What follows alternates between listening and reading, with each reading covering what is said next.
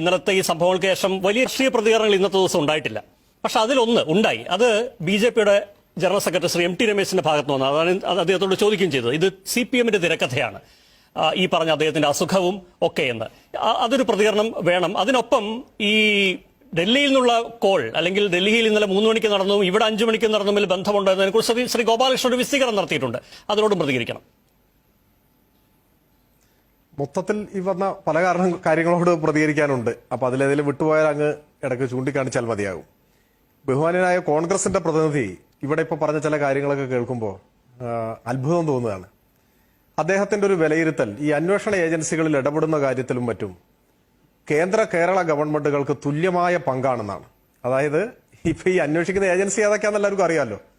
അപ്പോൾ ഈ അന്വേഷണങ്ങളുമായി എല്ലാം ബന്ധപ്പെട്ടുള്ള ഈ ഇടപെടൽ അതിൽ കേന്ദ്ര ഗവൺമെന്റിനും BJP-ക്കും ഇവിടുത്തെ കേരളത്തിൽ CPM-നും തുല്യ പങ്കാണെന്നാണ്. ആ വിശകലനത്തിന് ഒരു നമസ്കാരം പറയല്ലാതെ വേറൊന്നും ഞാൻ പറയുന്നില്ല, വേറൊരു വാക്കുപോലും അതിൽ പറയുന്നില്ല. രണ്ടാമത് പുതിയൊരു തീസിസ്, ഈ ഗവൺമെന്റിനെ അപകീർത്തിപ്പെടുത്താൻ ഇങ്ങനെയുള്ള ഞങ്ങളുടെ വിമർശനം. അപ്പൊ ഈ പ്രതികളും ഇത് തന്നെയാണ് പറയുന്നതെന്നാണ്. പ്രതി എന്താ പറയുന്നത് എന്റെ പ്രശ്നമല്ല.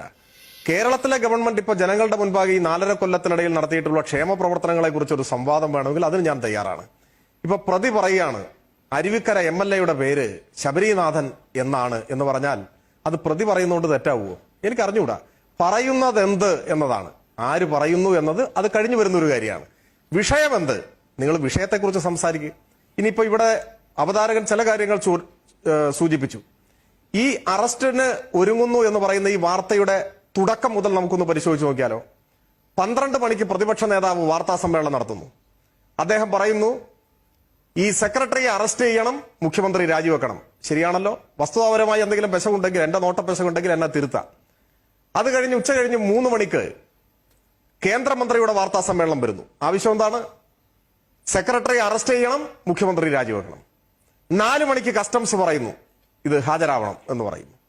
6:30 മണിക്ക് കേന്ദ്രമന്ത്രി പറന്നിറങ്ങുന്നു. രാവിലെ മാധ്യമങ്ങളെ കാണണമെന്ന് അദ്ദേഹത്തിന്റെ വിശ്വസ്തരായ മാധ്യമങ്ങൾക്ക് വിവരം കൊടുക്കുന്നു. ഇതെല്ലാം ജനങ്ങളുടെ മുൻപിലുണ്ട്. ഞാൻ ഒരു ആരോപണത്തിന് മുതിരുന്നില്ലെന്നേ. നമ്മുടെ മുൻപിൽ സ്വയം സംസാരിക്കുന്ന വസ്തുതകൾ ഇത്രയ്ക്കൊക്കെ താങ്കൾ പറയാൻ തയ്യാറായെങ്കിൽ പിന്നെ എന്തുകൊണ്ടാണ് ഇതൊരു നിലപാടായി CPM പറയാത്തതെന്നാണ് ഞാൻ ചോദിക്കുന്നത്. അത് ഈ തള്ളി പറയപ്പെട്ട ആർക്കും വേണ്ടാത്ത ശിവശങ്കർ ആയതുകൊണ്ടാണോ? അങ്ങനെ ചോദ്യം ഞാൻ ആസ്വദിക്കുന്നു. ഈ ചർച്ച കാണുന്ന കേരളത്തിലെ ജനങ്ങൾക്ക് കാര്യങ്ങളൊക്കെ ബോധ്യമായിക്കൊള്ളും. ഞാൻ പറയുന്നത് ഈ അന്വേഷണ ഏജൻസികളെ സംബന്ധിച്ച് രാജ്യവ്യാപകമായി നടന്നിട്ടുള്ള അന്വേഷണങ്ങളുടെ ചരിത്രവും ഈ കഴിഞ്ഞ 100-ൽ പരം ദിവസത്തെ കേരളത്തിലെ അന്വേഷണത്തെ സംബന്ധിച്ച വിശദാംശങ്ങളും ജനങ്ങളുടെ മുമ്പാകെ ഉണ്ട്. നമ്മൾ ജനങ്ങളെ അണ്ടർ എസ്റ്റിമേറ്റ് ചെയ്യരുതല്ലോ. ഇവിടെ പറഞ്ഞ കാര്യങ്ങളെ സംബന്ധിച്ച് ചില പ്രതികരണം നടത്തിക്കോട്ടെ. BJP പ്രതിനിധി, ഞാൻ അവിടെയും ഈ പ്രയോഗം ഉപയോഗിക്കുന്നു, അദ്ദേഹം പതിവിൽ നിന്ന് വ്യത്യസ്തമായി ഇന്നൊരു സത്യം പറഞ്ഞു.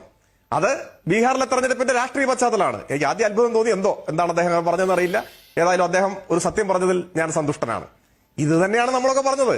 രാഷ്ട്രീയമായ ലക്ഷ്യത്തോടെ, രാഷ്ട്രീയ ഉദ്ദേശത്തോടെ ഇവർ നടത്തുന്ന പ്രചരണവും നടപടികളുമാണ് എന്ന് അദ്ദേഹം സമ്മതിച്ചിരിക്കുകയാണ്. അദ്ദേഹം അങ്ങനെ സമ്മതിക്കാൻ തയ്യാറായതിന് ഞാൻ നന്ദി പറയുന്നു. പിന്നെ അദ്ദേഹം ഇവിടെ നടത്തിയിട്ടുള്ള ചില ഇന്നത്തെ ദിവസത്തിന്റെ പ്രത്യേകതയുണ്ട്. അദ്ദേഹം പറയുന്നു ലോകത്തിൽ എല്ലായിടത്തും കമ്മ്യൂണിസമൊക്കെ കഥ കഴിഞ്ഞു, നമ്മുടെ രാജ്യത്താകെ 3 സംസ്ഥാനത്തുണ്ടായിരുന്നു, 3 സംസ്ഥാനത്തും അത് ഏതാണ്ട് തീരാൻ പോവുകയാണെന്നുള്ള നിലയിൽ ഒരു വിശകലനം നടത്തി. അദ്ദേഹം എന്തടിസ്ഥാനത്തിലാണ് ഇങ്ങനെ പറയുന്നത് എനിക്കറിയില്ല. അദ്ദേഹം ഈ രാജ്യത്തെ തെരഞ്ഞെടുപ്പ് നടക്കുന്നിടത്ത് വിജയിക്കുന്നില്ല ഇവിടുത്തെ CPM എന്നാണോ ഉദ്ദേശിക്കുന്നത്? അങ്ങനെയാണെങ്കിൽ അങ്ങനെ പറയണം. എനിക്ക് അദ്ദേഹത്തെ ഓർമ്മിപ്പിക്കാനുള്ളത്, ഇന്ത്യയിലെയോ ലോകത്തിലാകെയുള്ള കമ്മ്യൂണിസ്റ്റ് പാർട്ടികളുടെ ചരിത്രം പരിശോധിച്ചാൽ തെരഞ്ഞെടുപ്പിലൂടെ പാർലമെന്ററി ജനാധിപത്യത്തിലൂടെ അധികാരത്തിൽ വന്ന ശേഷം സോഷ്യലിസം നടപ്പാക്കാം എന്ന് എഴുതി വെച്ചിട്ടുള്ള ഭരണഘടനയുള്ള ഏതെങ്കിലും ഒരു കമ്മ്യൂണിസ്റ്റ് പാർട്ടിയും ചൂണ്ടിക്കാണിക്കാൻ പറ്റൂ? നിങ്ങൾ ഞങ്ങളെക്കുറിച്ച് ഇനിയും പഠിക്കണം. ഞങ്ങൾ പാർലമെന്ററി ജനാധിപത്യ സമ്പ്രദായത്തിൽ ഇടപെടുന്നത് ഇന്ത്യയിൽ ഭൂരിപക്ഷം പേരുടെ വോട്ട് വാങ്ങി ഒരു ഗവൺമെന്റ് രൂപീകരിച്ചിട്ട് ഇവിടെ സോഷ്യലിസം സ്ഥാപിക്കാം എന്ന് കരുതിയിട്ടല്ല.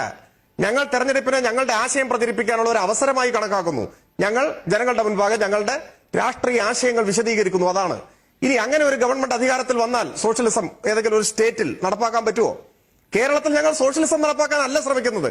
അങ്ങേക്ക് ഗൗരവതരമായ തെറ്റിദ്ധാരണകളുണ്ട്. ഇനി ലോകം മുഴുവൻ ഇത് മണ്ണടിഞ്ഞു പോയി എന്ന് പറയുമ്പോൾ ഒരു കാര്യം ഓർക്കണം. ഒക്കുപൈ വാൾ സ്ട്രീറ്റ് പ്രക്ഷോഭത്തെ തുടർന്ന് ലോകത്താകെ മറ്റു രാജ്യങ്ങളിലേക്ക്, അമേരിക്കയിൽ നിന്ന് ആരംഭിച്ച് മറ്റു രാജ്യങ്ങളിലേക്ക് അലയടിച്ച ആ പ്രക്ഷോഭത്തിന്റെ മുദ്രാവാക്യം എന്തായിരുന്നു? ഭൂഖണ്ഡങ്ങളുടെ അതിരുകൾ ലംഘിച്ചുകൊണ്ട് വിവിധ രാഷ്ട്രങ്ങളിൽ നിന്ന് ഉയർന്ന മുദ്രാവാക്യം എന്താ? മാർക്സാണ് ശരി. അങ്ങ് കേട്ടില്ലേ? പല പത്രങ്ങൾ, മലയാള പത്രങ്ങൾ പ്രസിദ്ധീകരിച്ചു. ലണ്ടനിലെ പുസ്തകശാലകളിൽ ക്യാപിറ്റലിന്റെ കോപ്പി കിട്ടാനില്ല, ദാസ് ക്യാപിറ്റലിന്റെ. ചൂടപ്പം പോലെ വിറ്റഴിയുന്നു. മാർച്ചിനെ തിരിച്ചു വിളിക്കുമെന്ന മുദ്രാവാക്യം ഉയരുന്നു. ലോകം ഗൗരവതരമായി ലോക സാമ്പത്തിക മാന്ദ്യത്തിന്റെ ഒക്കെ പശ്ചാത്തലത്തിൽ ഇപ്പോഴും ഈ ആശയങ്ങൾ ചർച്ച ചെയ്യുന്നു. ഇനി ലോകത്തിലെ മുഴുവൻ തെരഞ്ഞെടുപ്പിലും തോറ്റുപോയാൽ കമ്മ്യൂണിസത്തിന്റെ പ്രസക്തി നഷ്ടപ്പെടുവോ? ഇത് ചൂഷണത്തിനെതിരാണ്. ഇത് അടിച്ചമർത്തപ്പെടുന്ന മനുഷ്യന്റെ ദീനവിലാപങ്ങൾ ലോകത്തിൽ അലയടിക്കുന്ന കാലം വരെയും ഇത് പ്രസക്തമായിരിക്കും. പിന്നെ തെരഞ്ഞെടുപ്പിന്റെ റിസൾട്ട് നോക്കിയിട്ടാണ് അങ്ങ് രാഷ്ട്രീയ ആശയങ്ങളുടെ പ്രസക്തി നിശ്ചയിക്കുന്നതെങ്കിൽ നമ്മൾ ഈ ചർച്ച ചെയ്യുന്ന കേരളത്തിൽ നിങ്ങളുടെ സ്ഥിതി എന്താ? ഞാൻ ഇന്ന് വരെ ഏതെങ്കിലും ഒരു ചർച്ചയിൽ നിങ്ങളെ ആക്ഷേപിച്ചിട്ടുണ്ടോ? കേരളത്തിൽ എല്ലാത്തും തോക്കുന്ന പാർട്ടിയല്ലേ നിങ്ങളുടെ പാർട്ടി എന്ന് ഞാൻ പറഞ്ഞിട്ടുണ്ടോ? എന്റെ നാവിൻ തുമ്പിൽ നിന്ന് നിങ്ങൾ അത് കേൾക്കില്ല. കാരണം ഒരു തെരഞ്ഞെടുപ്പ് ജയപരാജയത്തിന്റെ അടിസ്ഥാനത്തിലല്ല രാഷ്ട്രീയ ആശയങ്ങളെ വിലയിരുത്തേണ്ടത്. ഇന്ത്യയിലെ എല്ലാ സംസ്ഥാനങ്ങളിലും നിങ്ങൾ ജയിച്ചാലും നിങ്ങളുടെ ആശയം മനുഷ്യവിരുദ്ധമാണ്. മനുഷ്യവിരുദ്ധമായ ആശയങ്ങൾ അങ്ങനെ ജയിച്ചിട്ടുണ്ട് പല തെരഞ്ഞെടുപ്പിലും.